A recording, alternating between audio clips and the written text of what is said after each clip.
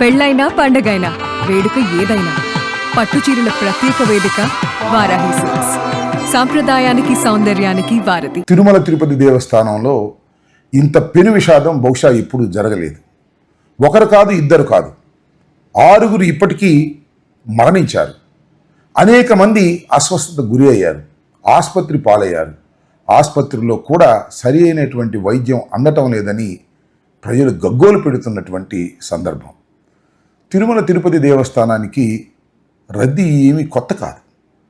దినదినం రద్దీ పెరుగుతూ ఉంది. ప్రతి సంవత్సరం భక్తులు విపరీతంగా పెరుగుతూ ఉన్నారు, దర్శనానికి వస్తున్నారు. ఇలాంటి సందర్భంలో గత ప్రభుత్వాలు, గతంలో ఉన్నటువంటి ఈవోలు, చైర్మన్లు అనేకమైన సంస్కరణలు తీసుకొచ్చి భక్తులకు తొందరగా దర్శనం సునాయాసంగా అందేందుకు సకల చర్యలు తీసుకున్నారు, సకల చర్యలు తీసుకుంటూ ఉన్నారు. అయితే ఇక్కడ గమనించవలసినటువంటి అంశం ఏమిటయ్యా అంటే, వైకుంఠ ఏకాదశి సందర్భంగా వైకుంఠ ద్వార దర్శనానికి చాలా ప్రాముఖ్యత ఉంది. చాలా పవిత్రమైనటువంటి దర్శనము అది అని భక్తులు భావిస్తారు. అందువల్ల ఆ రోజున వైకుంఠ దర్శనానికి పెద్ద ఎత్తున ప్రజలు తరలి వచ్చేటటువంటి కార్యక్రమం కనిపిస్తూ ఉంది. గతంలో కూడా చాలా రికమెండేషన్లు కూడా ఉంటాయి. వైకుంఠ ఏకాదశి సందర్భంగా వైకుంఠ ద్వార దర్శనానికి మమ్మల్ని తీసుకువెళ్ళండి అని మేము మంత్రులుగాను శాసనసభ్యులుగాను ఉన్నప్పుడు మా మీద చాలా ఒత్తిడి ఉండేది. నాకు బాగా గుర్తు, నేను శాసనసభ్యుడిగా ఉన్నప్పుడు లెటర్ రాసి పంపిస్తాను ధర్మారెడ్డి గారు, మీరు ఒక 5 దర్శనం ఇవ్వండి అంటే నిర్మోహమాటంగా చెప్పాడు, మీరు వస్తే తప్ప లెటర్కు నేను దర్శనాలు ఇవ్వను, ఇది చాలా రద్దీ సమయం, ఇది మాకు చాలా టెన్షన్తో కూడుకున్నటువంటి అంశం అని ఖరాఖండిగా చెప్పారు. మంత్రిగా ఉన్నప్పుడు కూడా నేను స్వయంగా వస్తే తప్ప దర్శనాలకు ఎలవ్ చేయను అని ఆ రోజు ధర్మారెడ్డి గారు చెప్పినటువంటి మాట నాకు ఈరోజు గుర్తొస్తుంది. నిజంగా వైకుంఠ ఏకాదశి సందర్భంగా జరిగేటటువంటి దర్శనాల సందర్భంగా ఈవోకి కానీ జేఈఓకి కానీ అక్కడ ఉన్నటువంటి స్టాఫ్కి కానీ చాలా ఒత్తిడి ఉంటుంది, చాలా ఇబ్బంది పాలయ్యేటటువంటి పరిస్థితి ఉన్నప్పటికీ కూడా చాలా స్ట్రిక్ట్గా వ్యవహరిస్తే తప్ప దాని నుంచి వారు బయటకు రాలేరు. ఇది వాస్తవంగా ఉన్నటువంటి పరిస్థితి. మరి ఈరోజు ఎప్పుడూ జరగని సంఘటన, ఎప్పుడూ ఒత్తిడి లేనటువంటి పరిస్థితులు, ఎప్పుడూ తొక్కిసలాట జరగని పరిస్థితులు, మరి వాళ్ళు ఎందుకు జరిగాయి? దీనికి బాధ్యులెవరు? 6 నిండు ప్రాణాలు గాలిలో కలిసిపోయాయే. వైకుంఠ ఏకాదశి సందర్భంగా దర్శనం చేసుకోవాలని వచ్చినటువంటి భక్తులు సరాసరి వైకుంఠానికే వెళ్ళిపోయినటువంటి దుర్ఘటన నిజంగా చాలా బాధిస్తుంది. అది కూడా పవిత్రమైన స్థలంలో. తిరుమల తిరుపతి దేవస్థానం అనేది మన ఆంధ్రప్రదేశ్లో ఉండటం అనేది మనకు చాలా గర్వకారణం, మన అదృష్టంగా మనం భావిస్తూ ఉన్నాం. దాన్ని చాలా పవిత్రమైనటువంటి ప్రాంతంగా, పవిత్రమైనటువంటి స్థలంగా మనం అందరం భావిస్తాం. దాన్ని అలాగే చూసుకుంటూ వచ్చారు గత ప్రభుత్వాలు కూడా. మరి ఈరోజు ఎందుకు ఈ రకమైనటువంటి దుర్ఘటన జరిగింది అంటే దీనికి బాధ్యులు ఎవరు? దీనికి ప్రభుత్వం వైఫల్యం కాదా? దీనికి టీటీడీ బోర్డు బాధ్యత వహించవలసినటువంటి అవసరం లేదా అనేది ఇక్కడ ప్రశ్న. నేను ఒక విషయాన్ని ఇక్కడ గుర్తు చేస్తాను.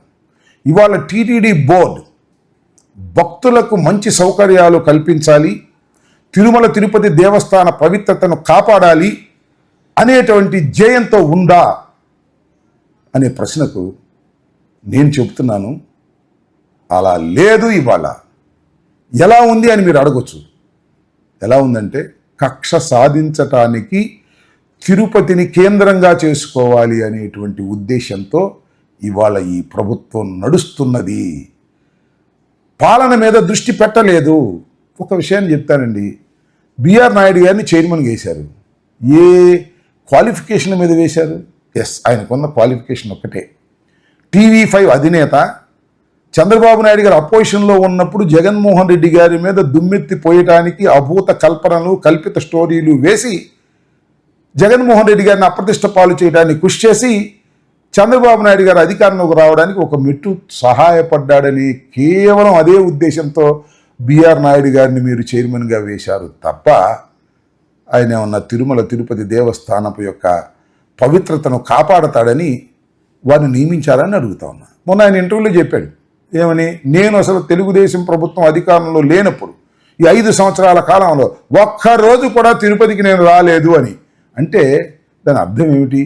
తిరుమల తిరుపతి దేవస్థానం వెంకటేశ్వర స్వామి మీద భక్తి కన్నా తెలుగుదేశం మీద భక్తి, అదేవిధంగా వైఎస్ఆర్ కాంగ్రెస్ పార్టీ మీద కక్ష నాకు ఉన్నాయి. అందువల్లనే చంద్రబాబు నాయుడు గారు నాకు ఈ సీటుని ఇచ్చారు అనేది ఆయనే చాలా స్పష్టంగా చెప్పారు.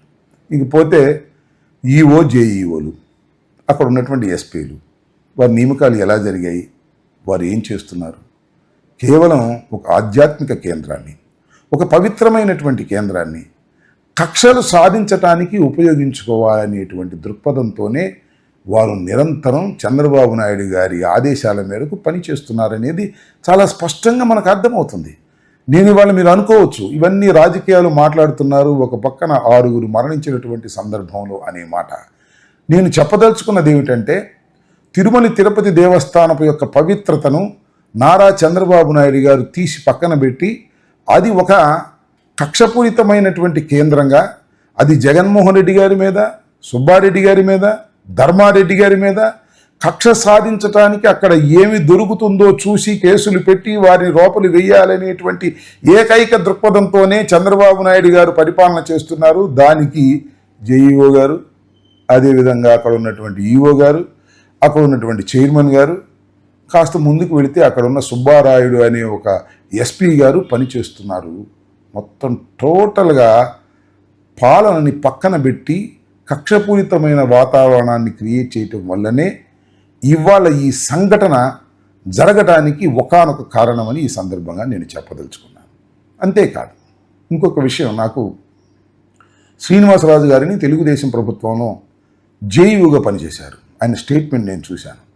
ఏమన్నారంటే, వైకుంఠ ఏకాదశి సందర్భంగా దర్శనాలు కావాలి అంటే ఖచ్చితంగా మీరు పాసులు తీసుకుని వస్తే తప్ప, ఎక్కడైతే ఈ పాసులు జారీ చేస్తున్నారో ఆ పాసులు తీసుకుని వచ్చి క్యూలో నిలబడితే తప్ప వైకుంఠ దర్శనం మీకు దక్కదు అనేటువంటి ఒక కొత్త ఆలోచనని వారు ఇవాళ ప్రచారం చేశారు.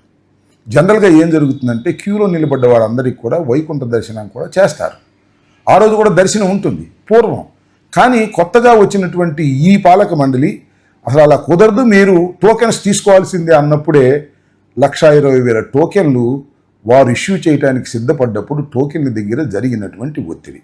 సహజంగా ఒత్తిడి జరుగుతుందని తెలుసు కదా, ఎందుకు పోలీసు వారు నిర్లక్ష్యం చేశారు? ఎందుకు సరైన బందోబస్తు పెట్టలేదు? ఎందుకు ఆ నిర్లక్ష్యం? ఖచ్చితంగా ఇవాళ ఒక పవిత్రమైనటువంటి దేవాలయం దగ్గర ఇలాంటి ఘోరం జరగటానికి ప్రభుత్వ నిర్లక్ష్యమే కారణం తప్ప మరొకటి కాదు అనేది క్లియర్గా అర్థమవుతుంది. సరే, చంద్రబాబు నాయుడు గారు స్టేట్మెంట్లు ఇచ్చారు. అదే ఏమిటి అన్యాయం, ఏమిటి అక్రమం? ఆయన ఒక కొత్త టైప్లో వ్యవహరిస్తూ ఉంటారు. ఇలాంటి సంఘటన జరిగినప్పుడు వెంటనే ఫోన్ చేసి అధికారుల్ని ఆయన దూషిస్తారు, అధికారుల మీద అరుస్తారు, చైర్మన్ గారి మీద అరుస్తారు, ఈఓ మీద అరుస్తారు, ఎస్పీ మీద అరుస్తారు. అరిసి అది ఈనాడులోనూ ఆంధ్రజ్యోతిలోనూ చంద్రబాబు నాయుడు గారి ఉగ్ర రూపం చూపించాడు అనేటువంటి ఒక స్టోరీ నడుపుతారు. దాంతో చంద్రబాబు నాయుడు గారు చాలా బాగా చేస్తున్నారు అనేటువంటి భ్రమ కలిగిస్తారు. నేను మనవి చేస్తున్నా, వీరందరినీ కావాలని మీరు నియమించుకున్నారు. ఆ కావాలని నియమించుకున్న వారి అసమర్థత మీ అసమర్థత కాదా అని నేను అడుగుతా ఉన్నా. అదేవిధంగా లోకేష్ గారు కూడా ట్వీట్ చేశారు, చాలా అన్యాయం, చాలా అక్రమని. ఈ అన్యాయానికి, అక్రమానికి చంద్రబాబు నాయుడు గారి పరిపాలన అసమర్థత, చంద్రబాబు నాయుడు గారు నియమించినటువంటి వ్యక్తులు పరిపాలన గాలికి వదిలేసి అందరి మీద కక్ష తీర్చుకోవాలని చేసేటటువంటి ప్రయత్నం వలనే ఇలాంటి సంఘటన జరిగిందని నేను చాలా స్పష్టంగా అభిప్రాయపడుతున్నాను. ఇప్పుడే అన్ని విషయాలు మాట్లాడే అనవసరంగానే రాబోయే కాలంలో చాలా విషయాలు తిరుమల తిరుపతి దేవస్థానం గురించి మాట్లాడదాం. ఏది ఏమైనా తక్షణమే విచారణ జరిపి ఇమీడియట్గా యాక్షన్ తీసుకోకపోతే కేవలం స్టేట్మెంట్లకి, చంద్రబాబు నాయుడు గారి అరుపులకి పరిమితమైపోతే రాబోయే కాలంలో చాలా ప్రమాదాలు కొండ మీద కొండ దిగువన జరుగుతాయి. పవిత్రతను కాపాడి ఆ వెంకటేశ్వర స్వామికి సరైనటువంటి సేవ చేసేటటువంటి కార్యక్రమాన్ని ప్రభుత్వం చేపట్టాలని, మరణించిన ప్రతి వారిని కూడా వారి కుటుంబాలను ఆదుకోవాలని, వారికి అండగా నిలవాలని మనస్ఫూర్తిగా కోరుకుంటున్నాను.